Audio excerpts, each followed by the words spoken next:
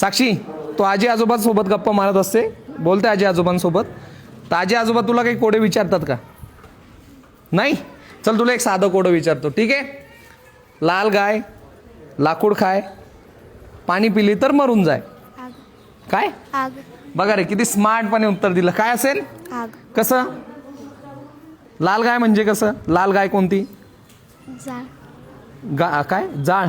जाळ म्हणजे आग जी असते ती लाल असते, ठीक आहे. आणि लाकडं खाते म्हणजे काय होतं नेमकं? त्याच्यामध्ये लाकूड जळतं. जळून जातं म्हणजे ते लाकडं संपत जातात, कन्झम्पशन होतं आहे ना. आणि पाणी पिले म्हणजे मरून जाते. कसं?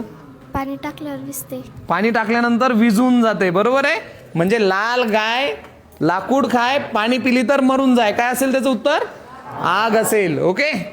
हे आम्हाला लहानपणी विचारायचे असे कोडे. खूप सारे कोडे आहेत, पण असे विचारले का बाकीचे म्हणतात यार तुम्ही हे शैक्षणिक विषय नाही तरी सुद्धा विचारतात.